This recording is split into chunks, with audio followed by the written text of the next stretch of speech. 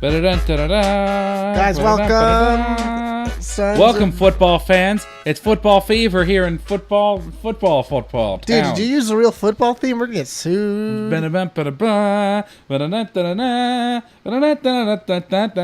Guys, you guessed it. It's our football episode. Yeah, Tom, I love footballs. This is my favorite time of year. You know what I say? I say, hand me that ball, yo. We toss the cow skin around. It's got stitches. It does the swirlies in the air. We catch it. Yeah. We run around. Yeah. Whoever can do the most circles wins. Tom, I remember back in high school when you were our team's nickelback. You were the best. I used to catch it and run it, man. Yeah, I mean... Sometimes I knocked people over and I apologized. You would run that ball straight into the score zone. I'm sorry that I knocked you over, man. This is not the game I play. Yeah. I said... when I used to play for the Pittsburgh Polites. Yeah.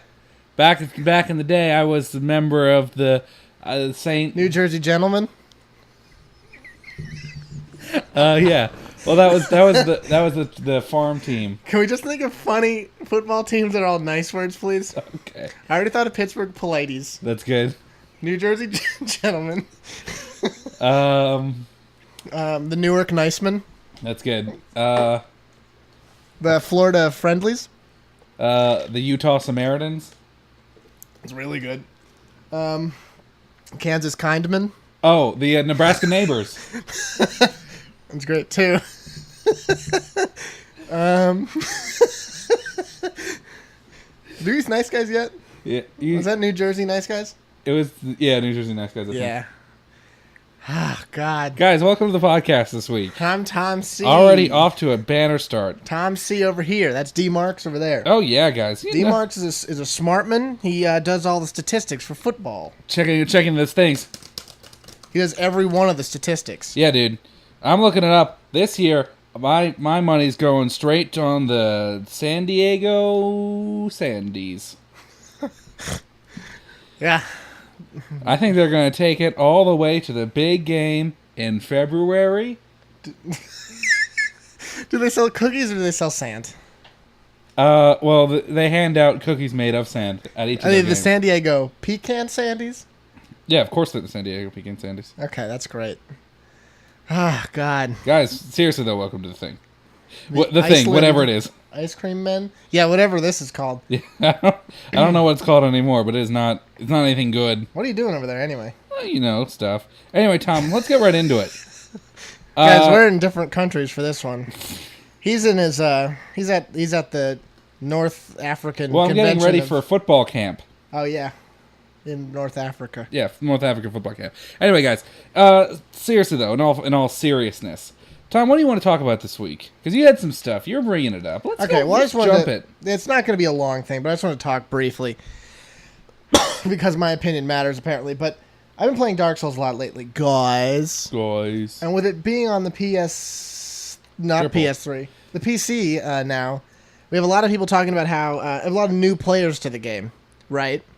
And I see a lot of people complaining on forums about how the game is like difficult, but in a way that's cheaply difficult or artificially difficult.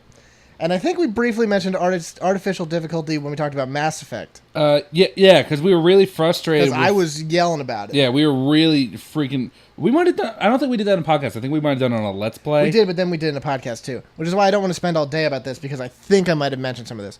But anyway, a lot of people are mentioning how the game's like artificially difficult. It's because they're frustrated. But what I wanted to talk about this, and I think you might be able to help me, because I don't know. Okay, give it to me straight. Because... the game isn't artificially difficult to me. Can I lower the amount of words I have to use there?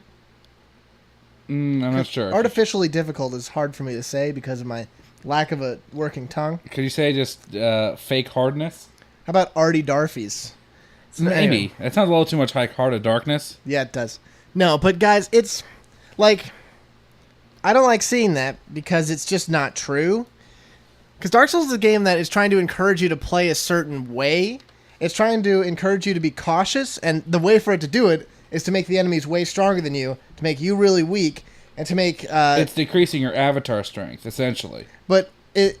because, like, the whole point of the game is mastering the fight and mastering the game. Yeah, because to give a little background here, Tom was a big fan of the game Demon's Souls, the Dark Souls. Is Dark Souls the official sequel, or is it like one of the like a spiritual sequel, or what's the deal with it? I don't think they're related. Because go into it a little bit, because I don't really know much about Dark Souls, Dark Souls. I don't really know much about Dark Souls in general. Well, so I'm curious do you know anything about the series or just that game? I know a little bit about the series. There's a lot of bad stuff. Okay, well, Dark Souls is a game where you are... it's hard to explain because the thing about Dark Souls is it's a game that it doesn't like to tell you the story. Because the thing is, you're supposed to be figuring out the story throughout, like, NPCs, through, like, item descriptions, throughout, like, the lands and everything. Okay. And you kind of glean what it is from the thing. Which kind of gives you a nice feel of, like, desolation and, like, loneliness. And isolation. Yeah. Yeah. Because you're supposed to be, like... Because the idea I got, at least from Demon Souls, you're, like, supposed to be stopping... Like, basically, if I remember correctly, it's like... Basically, people stop hearing from this kingdom for some reason, and people go in to investigate. Is that even close to right? It's hard to explain because, like, the story ends up getting so convoluted and weird. In Demon Souls, basically, there's this land that's been shrouded in darkness, and when people go there and die, trying to figure out what it is, they don't fully die. They get sent to this place that's called the Nexus, where they then can, like, go back and, like, do a bunch of stuff, but it's anything. It's confusing. I can't explain it right, and I don't want people to laugh at me. No, that's fair. Keep going. Dark Souls is different in that you, everyone's, basically, it's like the Age of Darkness, and you have undead people. Everyone dies, but they don't really die, or they turn hollow, or whatever. Okay. It's all this crap, this crazy stuff, and, like, you're the chosen undead who's supposed to ring some bells for some reason.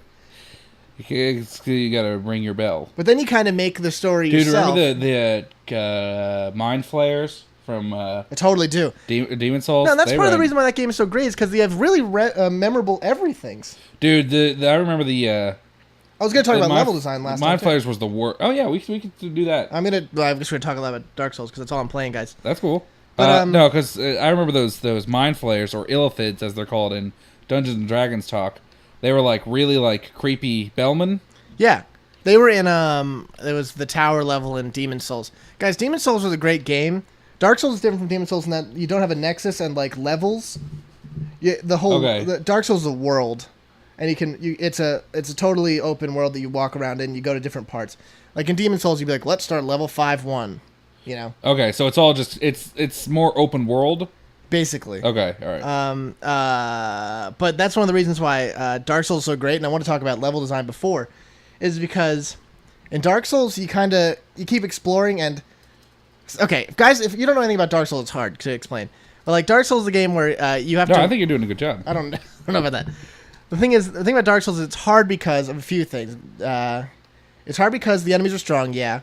And it's hard because there's no real checkpoints, except for bonfires in this game. Bonfires are checkpoints. You go to it. That's your save point. If you die, you go back to bonfires. But one of the reasons why the game is so cool is because as you progress further, you start finding, like, weird shortcuts that lead back places. So you never have to do, like, really hard parts. That's right. I do remember when you had it for 360. Yeah. Yeah, I remember that was cool because that's what they do. That's what a lot of games will do nowadays. Because they love doing that in freaking Skyrim. They would put, like, shortcuts in there all the time. Yeah, but it's a little different than Skyrim, because in Skyrim you're like, I'm done with the dungeon, we're leaving. In Dark Souls it's like, oh, I'm done with this part. They gave me a good shortcut that I could actually use to get to this area faster because there's still more to do over there. Okay. And, like, it's just great. And it's really cool because it makes you feel like the world's connected in some way that's bigger than you. Yeah, because that was because I liked I wasn't a huge fan of how the Nexus worked in Demon Souls. Yeah. It did kind of give it, like... It almost gave it kind of like a Mega Man-ish feel. Yeah. Because, like, you beat a boss, and then you would, zip back to Dr. Light's laboratory, and he would help you save your game and fill you in on what your new power-ups that you got were. So that's kind of the vibe I got very much from Demon Souls. But you're saying that's less of the case in this? It's not the case at all in Dark Souls. In Dark Souls, it's literally just a world, and no matter what, you always go back to the last bonfire you were at. Okay. And it's cool. But the reason why people like to say it's artificially difficult is because all the enemies are hard. Right. But the point is, the game is a very strict and exciting battle system in that it keeps challenging you to be good at its battle system. Yeah. Well, that was one of the things I really praised about in my review, written review that I did for Metro 2033 when we finished it. I did a review where I talked about how how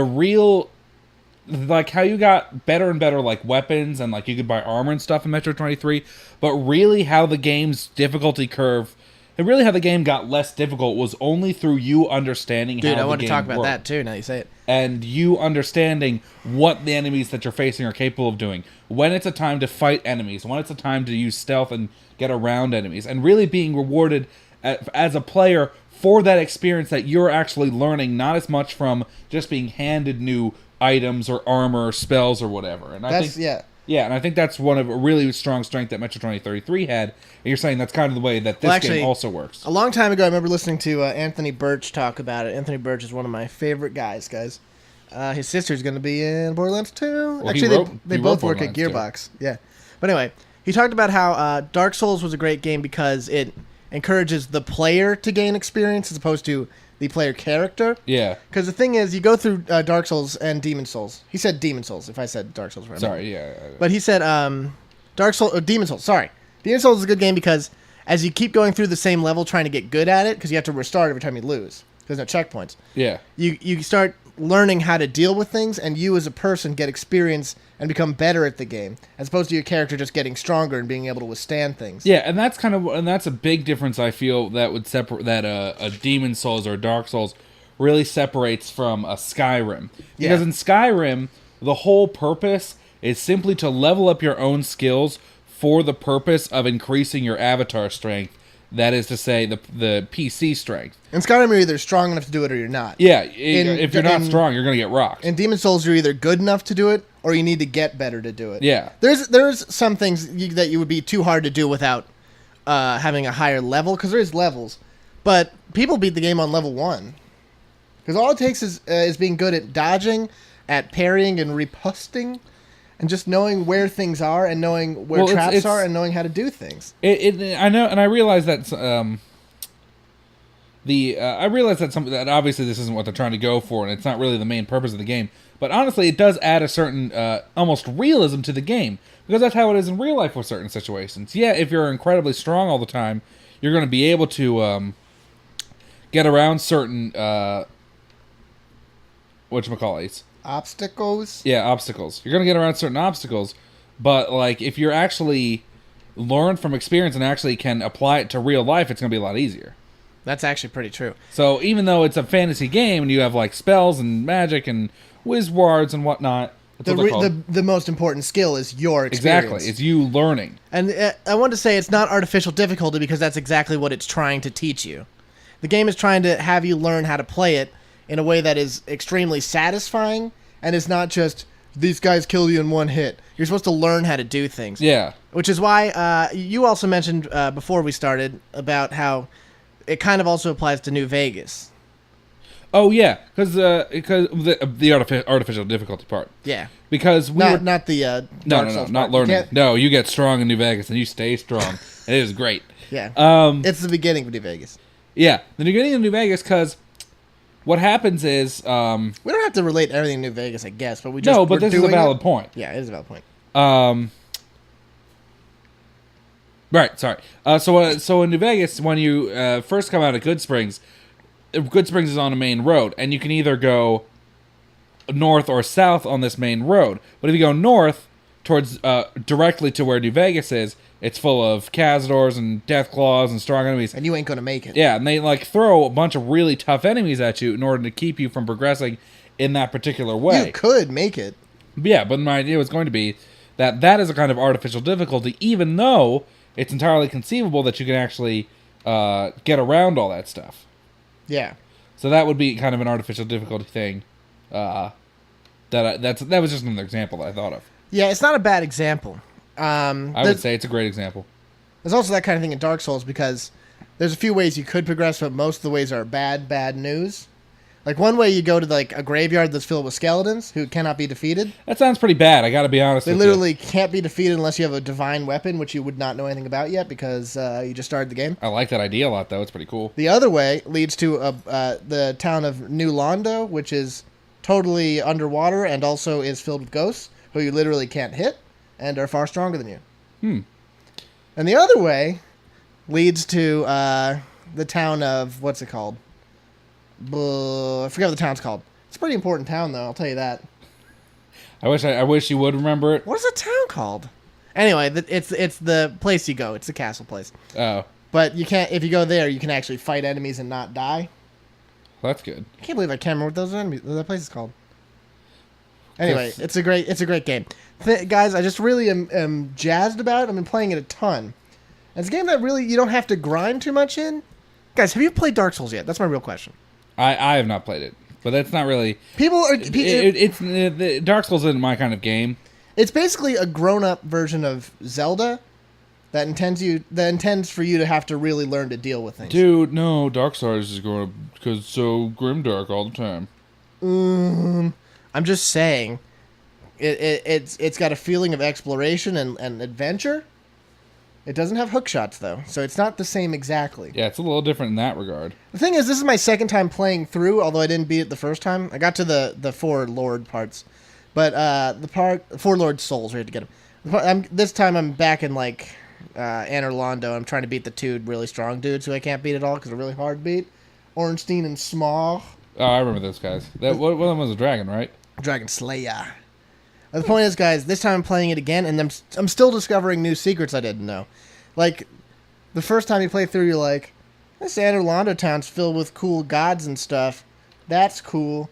It's that girl with the big boobies. Boobies. I think that's the one thing everyone knows about that game. Yeah.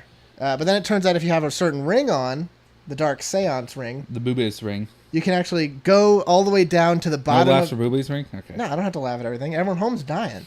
You actually go down this really long staircase, and you can go through an invisible wall and find the only god actually living there anymore. That's neato. It's totally neat, and he's actually, like, creating an illusion of her, spoiler alert. What? Yeah, and so, like, he's a member of the Dark Moon Covenant, and that's how you join that. That's crazy. Yeah, that's he's cool. the Dark Sun Gwendolyn. That's a lot of name. Dude, but, like, and there's so much stuff about every character. Because, like, the thing about him is he was, like, the first son of Lord Gwyn. He was raised as a girl, and he was, like... For a second. There's all this crap going on. Wait, you say he's raised as a girl? He's raised as a girl, that's why his armor's all, like, weirdly feminine, and he speaks with this weird voice. And it's cool. But, like, you'd never figure that out because the game doesn't tell you it, but you have to, like, learn it through context. And it's cool. Yeah, I actually was going to, when you mentioned this, I was going to bring it up. I brenched it. You brenched. You said it with the power of a wrench. Said it with the power of a wrench. A wrench. No, the idea is that I don't really... You're saying why you don't like Dark Souls? No, what I'm thinking about is, like, games that don't have the... There's so much story in them, but if you just kind of rush through them, you're never going to learn everything about it. That's every game we've ever played. Because, like, BioShock is the one that pops into my mind. Because, like, when we were doing our Let's Play of it, like, you'd be asking me all these kinds of questions, and I'm like, well, didn't you listen to the audio log? No, you didn't listen to the audio log. I did it on, like, one playthrough. You got Shutan to on the do. Let's Plays ones, I never do any story.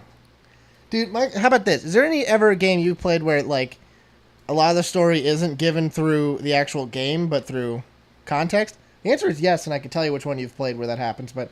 More through context. The answer is Shadow of the Colossus. That game, there's, like, everything's, like... The game really doesn't tell you anything, but you kind of have to assume it all. Yeah, that's very true. I mean... I find that's kind of really nice. Well, yeah, I mean, obviously everyone knows that Shadow of the Colossus is, like, one of the best games that's never beat it. Most artful games that's ever been made. Heartful. I said artful. Shartful. Artful. Artful. Thank you. Yeah, there's a lot of context there, and because you have to figure out, like, you just don't know anything. Although it's, yeah. I kind of like it when the game does that instead of, like, just beating you over the head with all of its lore and crap. No, and that's Skyrim kind of does that. Skyrim does that bad. The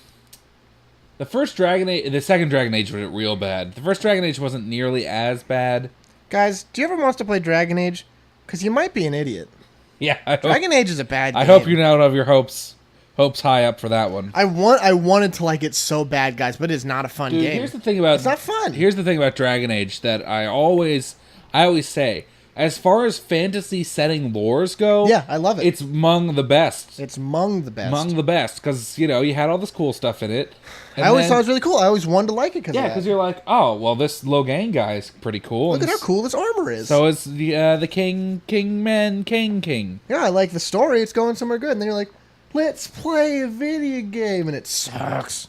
Just not fun to play at all. Yeah, guys. I don't know how anyone does it on console. That's the worst. I don't know anyone plays it, period. It's just not a fun game. Yeah, People are really struggling just for story reasons there, I think. Yeah, that's some artificial difficulty right there. No, there isn't. No, it's just bad. It's all bad. It's all not a fun game. I don't know. I just wanted to talk about that. No, it's fine. It's because it's not an artificial difficulty when you're trying to create a certain... Because like games that have artificial difficulty are like Ninja Gaiden or something like that. I don't know. I never played Ninja Gaiden. So well, from what I understand, because that's a game they're just trying to make hard. Yeah, but like it's supposed to be kicking you in the nuts. Artificial difficulty is a game like Mass Effect, like we mentioned, where it'll do something that is outside of itself. Yeah, where the game doesn't follow its own rules. Dark Souls always follows its own rules. Well, because you can get parried and reposted by enemies. Yeah, and you have to learn how to deal with it. You have to learn to watch them and learn their movements, just the same way they will try to avoid getting killed by you, and that's good. They'll take fall damage. They'll take all sorts of stuff. The game will cut you as much slack as it cuts itself. A lot of games don't do that. Yeah, a lot of games really want to punish you because you're right. Let's go back to this for a second.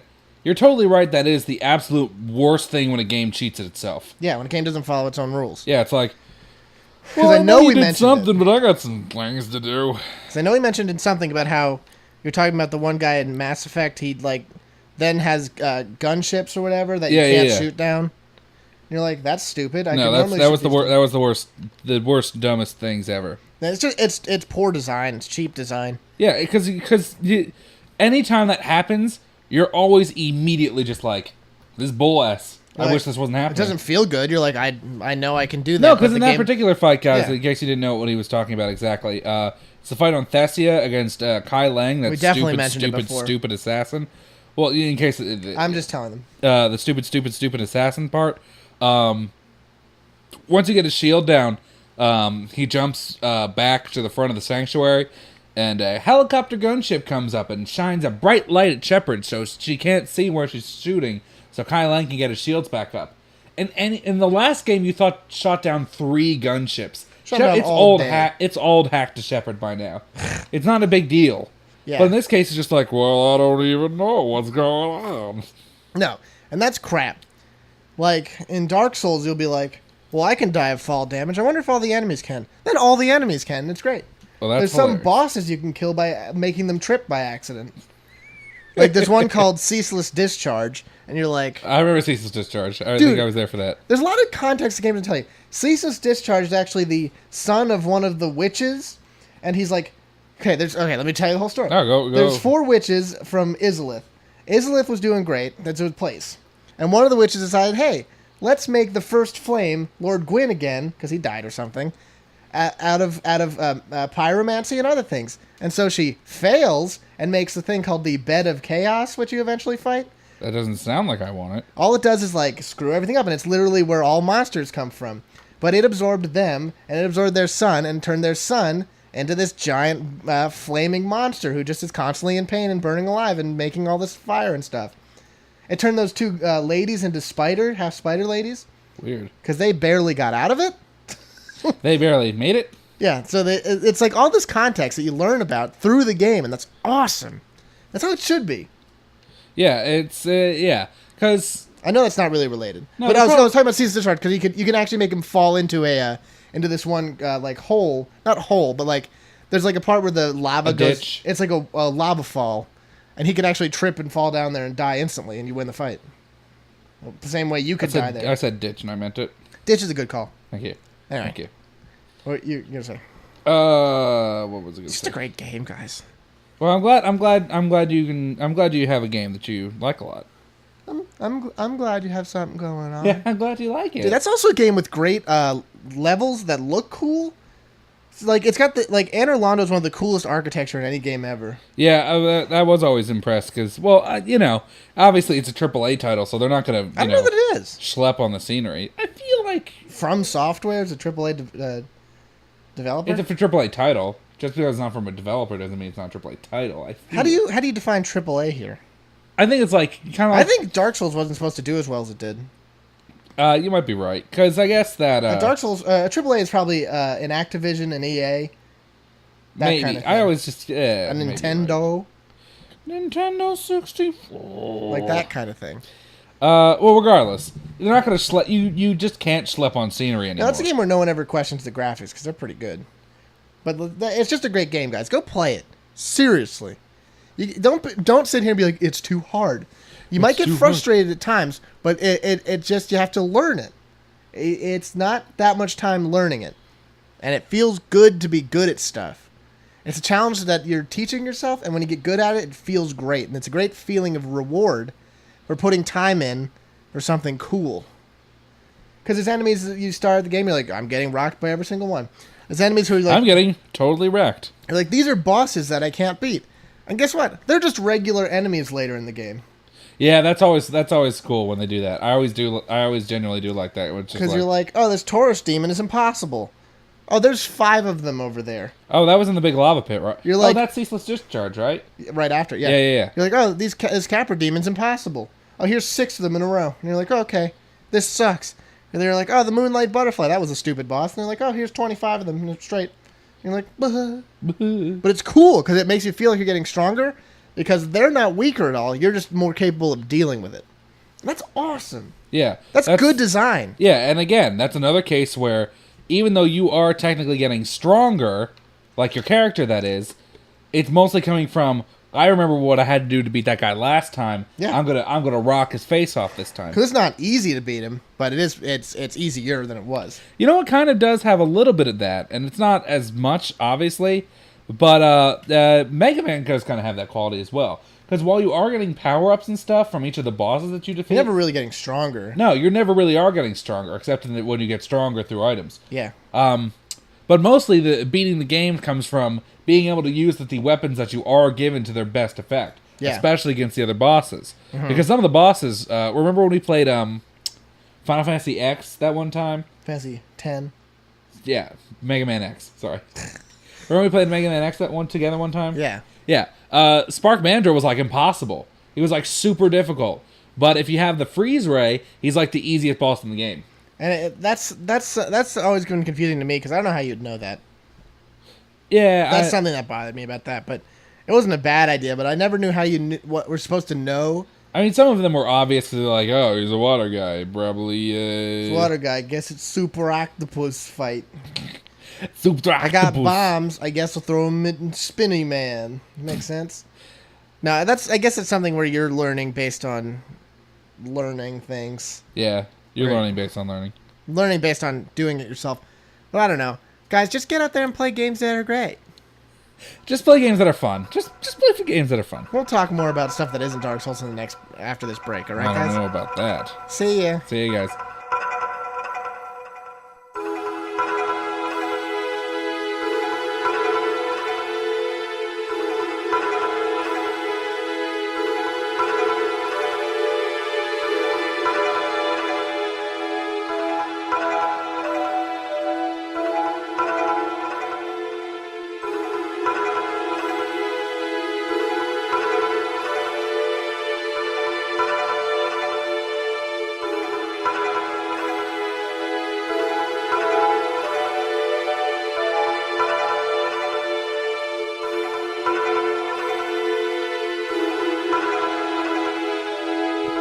Hey guys, and we're back. Look at us, guys. Well, they can't look at us. We're on the radio. Yeah, you got to go watch Honey Boo Boo. What? No. No. Guys, no. Isn't this better than TV, guys? Aren't we? That's so gross. Why would you even bring that up? Because I want them to really appreciate us. Oh, God. Oh. They have to think about it. Man. They have to think about how that exists. No. Now I have to think about it, though. That's the problem with that And it should make you really savor... You should maybe, like... It should make you savor... Put it as, like, a little thing at the end of the episode that I don't have to hear about. I don't want to think about it even for a moment. I want you to savor... You suck. Savor the opportunity we've been given to entertain people. Gross. And how they come to us and set it to that. And maybe it should make you remember how much good there is on Earth, because there's a little. Not a lot, though, because we're not higher rated than that show. Honey Boo Boo. Stop it. Talk about something else. Tom, let's talk about boss fights, because screw you. I got nothing to talk about boss fights. But no, really, we'll go on. Okay, because I was talking with a friend of mine the other day, and he was like, he was apparently a big Deus Ex guy, and he was telling me about how he really liked the first one and all this stuff. And I was like, oh, well, I only played Human Revolution. It was really good. And he's like, yeah, the only thing bad about it was the boss fights. And I'm like, yeah, the boss fights in that game really sucked. And that game didn't need boss fights. You know, they were outsourced. Yeah, I heard about that. I also relayed that to him. Yeah. But here's the deal, guys. That is a game that did not need boss fights. Not every game does. No, because I was watching... I hate to do this. I hate to talk about Ellie Noire every episode. But I was watching Yahtzee's review. Remember when you fought the boss in Ellie Noire, the giant monster? Yeah, the giant scary monster. Godzilla? You know the one. But no, because I guess the point I'm trying to get into was more appropriate high-level challenges in games. Appropriate climaxes? I'm sorry? You mean like climaxes?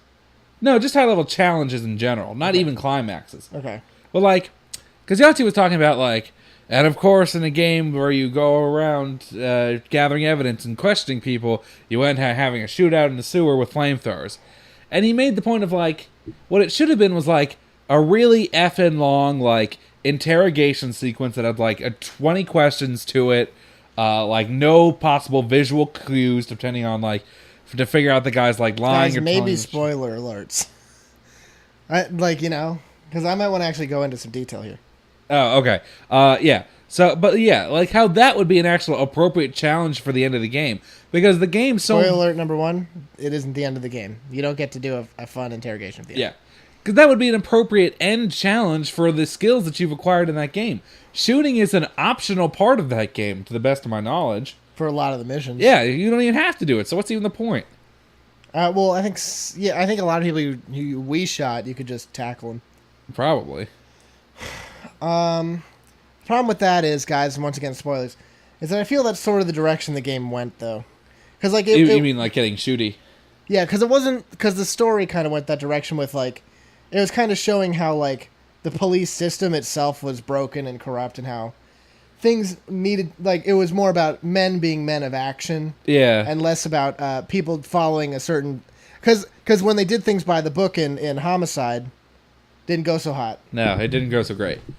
Because they had to listen to corrupt people. Yeah, that's true. And I guess, it kind of makes sense with some of the Vice stuff, because people were, trying to protect their fortunes of morphine with bullets and trying to keep it rich and on the seedy side of the city. Guys, we finished the game. It's not going to actually air until, December. I'm not even joking. But, yeah. So that's just... and Deus Ex is also a similar case of that. Because, yes... It is possible to soup up your character to be Super Combat Man and survive all the fights, but a lot of people didn't do that. I bet you a lot of people did do that. I feel like that game was more combat focused than anything else. What? No, absolutely not. I always felt it was more of a stealth thing. Really? Because it rewarded you more for avoiding and stealthing than it did for kills. But well, stealth I'm considering combat. Oh, well that's wrong. Why is it wrong? Because you're not fighting when you're sneaking well. You shoot 10. You don't necessarily have to. You don't even have to fire a single shot if you don't want to. All right. You can just avoid stuff. I assume stealth in the same way as combat because of Skyrim and stuff, Even stealth in Skyrim is a combat skill, isn't it? No, it's a thief skill. Whatever. Go on. I just don't. Because I'm thinking of a New Vegas Skyrim style. You have fighting skills, and then you have non-fighting skills. You're never going to use speech in combat. No. I assumed stealth and sneaking was a thing you would use in a battle situation. We don't have to discuss why I think things. Go on. No, I'm just trying to. I very much. I'm going to think about how this keyboard kind of looks like a bone. Okay, good on you. Thank you. No, I just think very opposite. So that's just what I'm where I'm coming from. Well, then continue. But the point is, opposite man. The idea. Shut up, man. No, the idea is just that I feel like a lot of people were specking more towards sneaking. Let's put it that way, and not shooting people all the time, as opposed to shooting people all the time. Like, do you agree with that? I feel I don't know how I didn't play Deus Ex enough to really remember how things went. I feel like these kids these days want to shoot people. Yeah, I feel that's the way too, but I feel like you're very much, not. I feel like, because like I said, the game rewards you for not shooting people, much more so than it does for just going in there guns blazing. It's the same thing in a Metal Gear Solid kind of game. Because Metal Gear Solid, yeah, you have bosses, but the idea is from the start is that you're like a super kind of soldier dude who's capable of like fighting. But if you're Adam Jensen, just professional like infiltrator dude, maybe you aren't so great at fighting. Who knows? That's just my thing. Tom, what's a great boss battle to you? I was going to ask quick before we did that. How dare you interrupt? Do you think there's any way Metal Gear Solid could have not had boss fights? Well, I think because I really do kind of like, I guess I would call them skill challenge bosses in games. I actually do really like stuff like that. Because like, I'm trying to think of a good example. I also don't know. I would love to give you one, but like something like the example for L.A. Noire, like a 20-question super hard interrogation session. Like that would be really satisfying for me. And I threw in like a really long that might be a little BS though. But if they threw in like a really difficult like sneaking corridor that you had to go through, we would have hated it. What? We would have hated it. I don't know if that's true. We hated every stealth and following thing there was. Metal Gear Solid? I'm talking about L.A. Noire. Oh, no. I'm talking we were talking about Metal Gear Solid. We're also talking about L.A. Noire. Well, you were talking specifically. You just went from interrogation to sneaking thing within one breath. But we were talking about it just. All right, okay, you can listen back, but let's go on. No, but we were talking about if Metal Gear Solid could do it without bosses, and that's what I was getting to. We were talking about both. No, you specifically. It's okay. It's okay. Forget it. It's okay. Forget it. It's okay. Just moving on. What do you think is a good boss?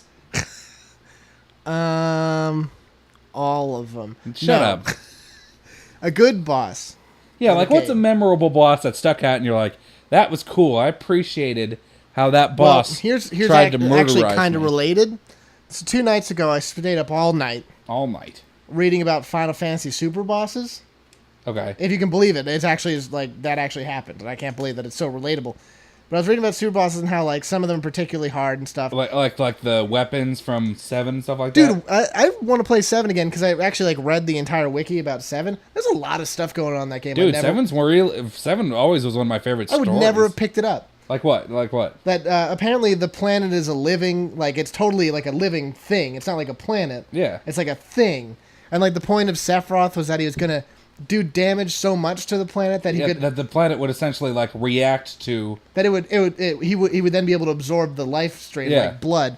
That also that apparently in Dirge of Cerberus, apparently because the weapons were spawned by the planets Gaia, right. what they call it. It was the weapons are spawned when the planet thinks it's in danger. Yeah, like the planet does it. But in Dirge of Cerberus or whatever, it summons Omega, and all Omega does is kill everything on Earth, take all the life stream, and then get the F out of there to a new planet. Oh, cool. And like Chaos, remember Chaos? Yeah. Which is Vincent's kind of thing. Yeah. It was also related to something, but like the point was Omega and Chaos are like in the same kind of breed, and like it has this proto material. There's all this crap going on. But it reminded me of bosses, and it's not always the strong bosses that are the cool bosses. Yeah. Because, like, they're telling me about, like, bosses that are, like, super bosses that you can never get to. Like, Penance in Final Fantasy X is a secret boss in the international version. Which you only beat by beating all the Dark Aeons in the thing, in the monster arena. I think I remember reading about that. And Penance is, like, total BS. Like, a lot of those bosses, you have to, like, have a system. And, like, Final Fantasy in general, it's a game where it's, like... hard bosses are more like puzzles than they are like bosses. Yeah, well, it's very much it's kind of like a dance, because you got to find the right steps to counter what your partner, who is the boss, is doing. It's sort of true. And if you don't find the right rhythm of attacking, defending, healing, whatever, the dance is not going to go well. But if you find your way around that and figure out this stuff up, it's like it is. Dude, especially in... It's like it is. That's it. Especially when at the higher levels of those games, because there's a maximum amount of health that you can have, and you're just gonna have to do the things right. It's not about strength; it's about being able to withstand things, and do things in a certain way. And that's always kind of neat to me. But if you want a particular boss, I always think that the bosses that are like the final bosses that you don't really understand as much, or aren't necessarily the main antagonist, which I feel like we've talked about and was confusing, are the best ones. Like in Secret of Mana, you have the Mana Dragon, who most certainly isn't evil, and he's not the main boss. He's not like the main antagonist. Yeah. Because you have the Dark Lich the whole time. That's a bad dude, like Thanatos and all that stuff. But then you have the Mana Dragon, who's just a dragon that wants to destroy like the Mana Fortress that you're on. And so he's the final boss in the game, and you do all this work to kill him. Kind of like Sin, a little bit. Kind of like Yu Yevon and Sin. Yeah. Yeah, exactly like that. that. Well, Yu Yevon was kind of secretly the enemy the whole time. Dude, Yu Yevon's actually a good guy, kind of. Yeah? Because I was reading about that, too. Yu Yevon, the thing was, there's a war between Zanarkand and Bavel. Yeah. And Zanarkand was losing hard, and Yu Yevon was the main leader of Zanarkand. So he's like, hey guys, I'm going to keep us all alive forever in dreams if you all sacrifice yourself. So then he did that, then he got the F out of there, and then he was constantly summoning them as dreams. And so, like, he was never evil, but all these, like, fireflies, whatever they're called, pyreflies? Yeah. They all kind of formed around him as armor so that he couldn't be stopped doing it. Huh. And, like, so he was never intentionally evil, but then those pyreflies kind of, like, absorbed all of him, too, and it kind of went instinctual to protect him, that it would actually go and fight things and stop technology from advancing. Weird. The game had so much going on that you'd never know. So Yu Yevon himself wasn't exactly evil as much as he was instinctually trying to keep his Zanarkand guys alive. Sure. Interesting. So it's kind of what I like about bosses when they're not exactly... exactly... does that mean that Orin, like, went into the dream world to get Jacked in Titus?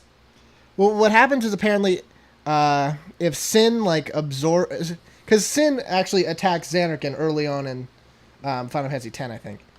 Yeah, and destroys it. In the very beginning. Yeah, and I think, like, Sin actually, like, grabs Titus and Orin, like, out of the dream and, like, out of their faith things. But doesn't he go back in time and attack Zanarkand somehow? No, he's actually, like, there.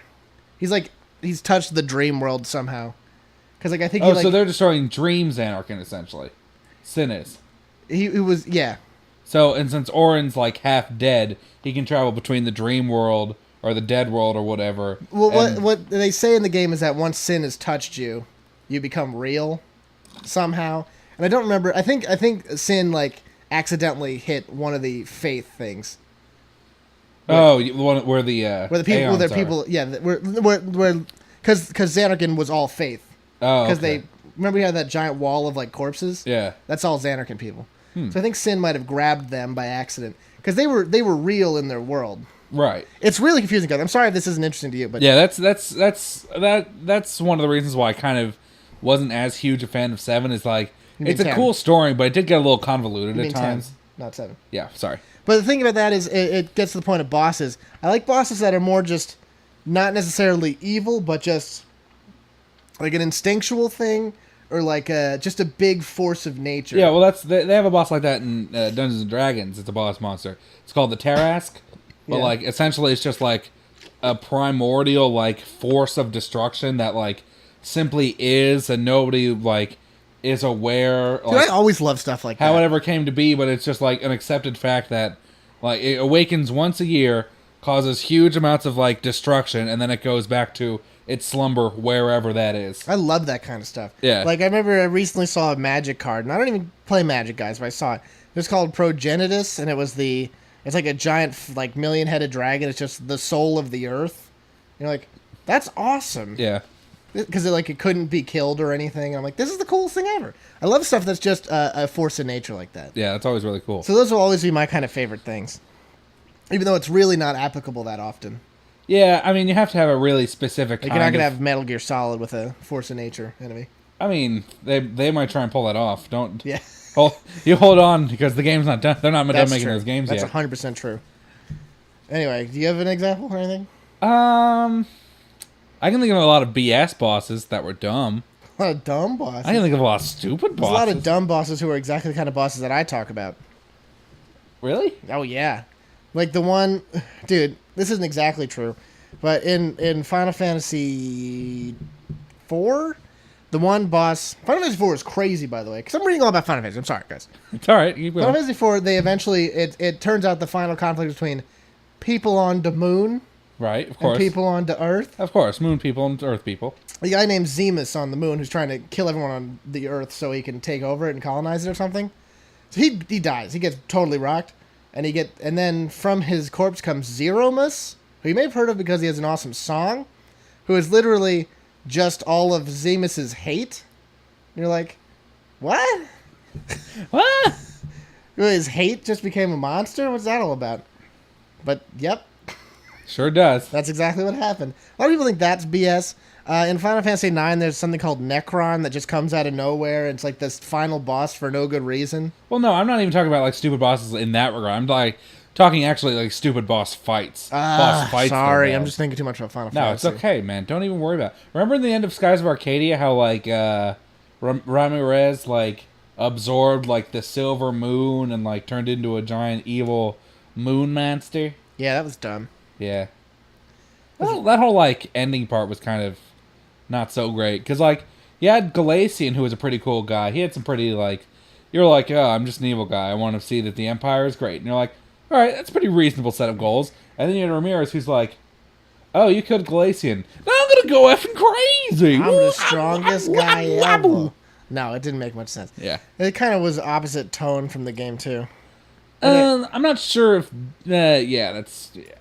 It is kind of true, because it really did... Because it removed it from a lighthearted, we're pirates trying to stay one step ahead of the authorities romp, to the end of the world is coming if we don't stop this romp, which JRPGs are classically famous for, because... Yeah.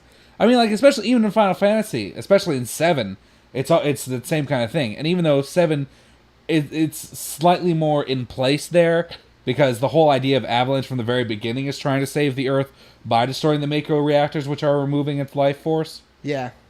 God, 7 was a really good game. Wait, what did you say? I'm sorry, what?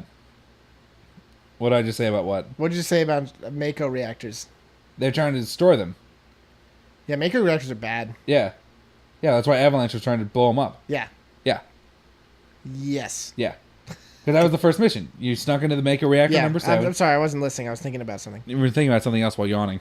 Dude, 7 has a bunch of stuff going on. Dude, I know. 7 is like... It sucks that people hate the game just because of the fan base, because there's a lot of stuff. But also... 7 is the one I know... 7 is the Final Fantasy I far and away know the most about. But also, it sucks that, like, Square kind of acquiesced to the fans a bit. Because in 7, Cloud was just a guy. He was chilling out. Now, like, he's all a sad guy. In 7, he was kind of happy all the time. Well, he was less... He starts out being like, yeah! Well, the Cloud arc kind of goes... Because, like, what happens is Cloud, like, realized that he was, like, a clone with Zack. Yeah, and, yeah. Once you go back to Nibelheim and stuff, and he realized that, like, all of his memories were fake. But, like, you're right. He's never depressed about it in the thing. He's always just kind of like... He gets confused. No, because he gets angry at some point. He's like, I've been lied to this whole time by F and Shinra. Now Shinra's going to get rocked by my giant sword hand. Because because I always thought that Cloud kind of just, like, believed it himself. Nah, Cloud got rocked. Cloud got, like, he got, like, injected with stuff. Yeah, no, he was made by Shinra, straight up. I didn't realize that Genova was basically an alien. Yeah, they, like, found it. Genova was, like, an alien who killed everybody. Yeah, and then killed all the Cetra. Yeah, and who then I didn't know were a thing at all. Yeah, because that's what Eris was. They call them the Ancients. Yeah. Because the whole idea is that, like... There was, like, 2 species on Earth, one that could communicate with the planet and one that couldn't. Yeah. Humans were, like, lesser, etc. I didn't know any of this stuff. Yeah, that's... How did I miss all... Oh, it's because I was 11. Yeah. It's a lot of stuff. But, like, yeah, Genova, like, half died, and then Shinra was able to, like, put it in, like... No, it fully died. Genova was rocked and then sealed away by Cetra. And then they were excavating the northern crater, and they found it. Because they thought it was a Cetra, and then Shinra wanted to bring back those things so they could work more on Mako reactors and stuff. And so they were like, hey, Genova's probably one of those. Then it wasn't one of those. Yeah. Then Genova was bad. Did you ever... Okay, here's a question. You've been reading about this, and I've never figured it out. Did you figure out how Red 13's grandpa hovered around No, I didn't read anything about Red 13. Because like he doesn't have any legs, and he just like hovers up and down stairs and stuff. And I'm like, I mean that's cool, but why? Dude, you know that Vincent's mom, not mom, Lucretia. It's not his mom. She was a scientist. She was a woman who dated his dad, and like then his dad got killed by chaos. Then she dated Vincent too. That seems legit. Then Vincent realized that, and then she dated Hojo. Then she gave birth to Sephiroth. Neat. Isn't that weird? Yeah, I knew. It's like they didn't have enough characters in the game. I knew she was Sephiroth's mommy. Sephiroth's mommy. No. I knew she was Sephiroth's mom. She was all artificial sorts of stuff.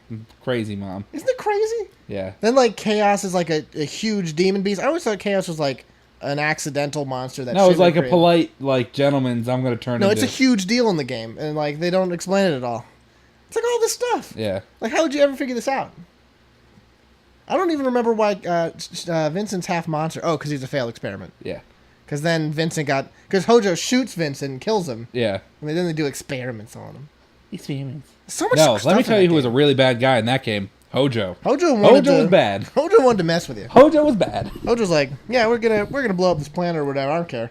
I'm just gonna do everything. I wonder what happens if I take these totally weird alien cells and just shove them inside someone. They're like, let's see where that takes us. You know, maybe if people get this, it'd be good, right? And apparently, this one-winged angel thing is actually like I always thought it was just like some weird affectation the game had. Apparently, people who are injected with Genova just get the wing. They just get a wing, like legit, and then they can fly for some reason. Because Genova has one wing. Oh, injected with Genova. I thought you. Yeah, sorry. I heard wrong. No, because I played Crisis Core, and for some reason everyone's got a wing in that. And you're like, what? Then I realized it's because of that. That game has so much crap going on, dude. I don't know. It's a good game, and there's a lot of stuff there. No, I really do like all the backstory and stuff for 7. But there's so much stuff that you would just have to, not that you'd have to pay attention for. And even like the minor stuff was all cool. Because like you had the stuff between like Barrett and his daughter, and like that Dine guy who lived in the junkyard, the prison. It's a shame that people think that game is bad just because of fan base. That's a shame. Yeah, and you could say that you have problems with like the battle system and stuff. I can understand that. Battle system's excellent. It's a little turn-based stuff is always kind of boring. No, that is an exemplar of the turn-based thing. Well, yeah, the reason why it's so good there is because like you can adjust how fast like turns and stuff it's fully customizable in not only that, but in materia and stuff. Yeah, because of what you can learn and like the. No, I'm just talking about the actual battle mechanic itself, not even just like. That's not even that particularly boring, just because of how many options you have in battle. Because turn-based, if you don't like turn-based, yes, I guess it's always boring. Yeah, that's really what I'm boiling. But if you're a fan of turn-based, it's one of the best. Oh yeah, absolutely. I don't disagree with that at all. But I'm saying if you don't like turn-based. Yeah, well, those people need to grow up. Because some of us play SRPGs, which are far worse. Like Tactics.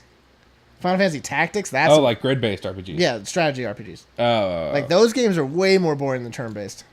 That's true. People are like, please don't make me watch it. And I'm like, it's so good. I just moved this square. Check it out, guys. I'm going to wait 14 square turns before this guy makes a grid move. And you're like, oh, God.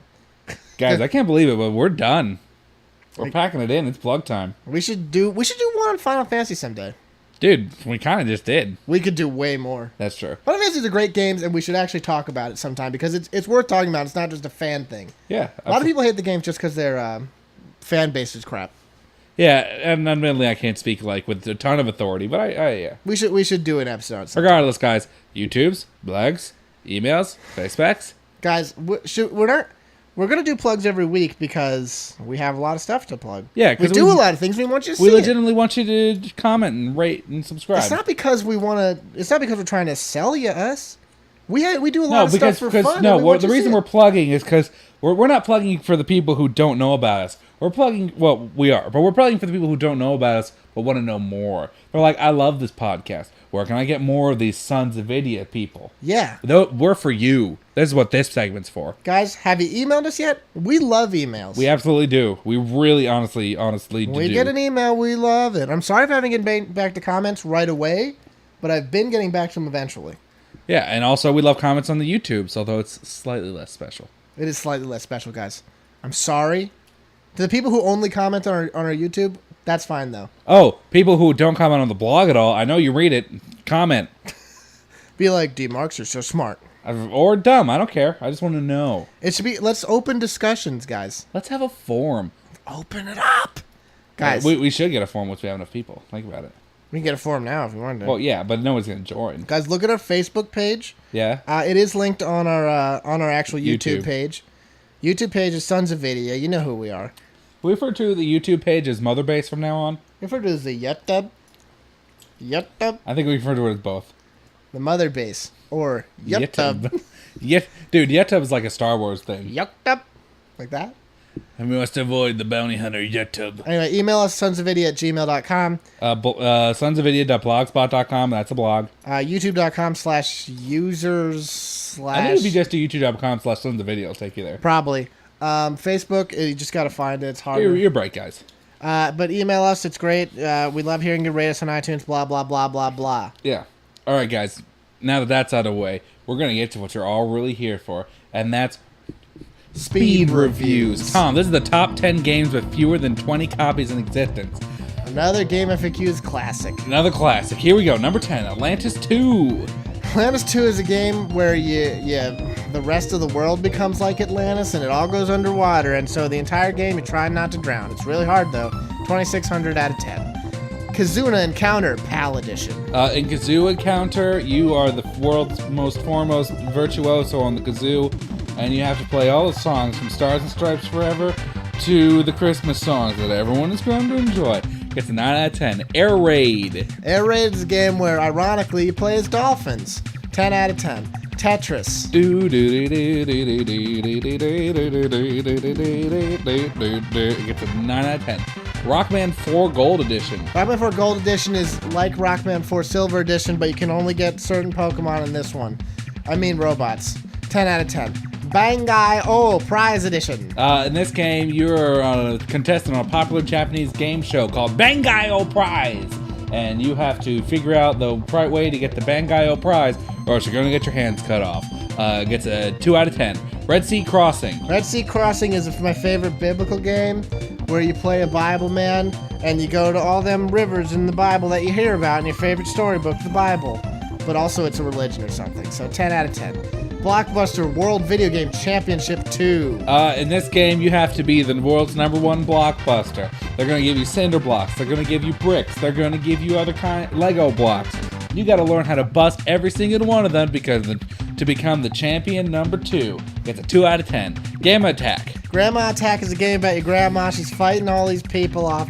She gets different weapons. She gets a broomstick, a rolling pin, a frying pan, your grandpa's fists. She gets all sorts of weapons as she fights people in the neighborhood for money. And drugs, I guess.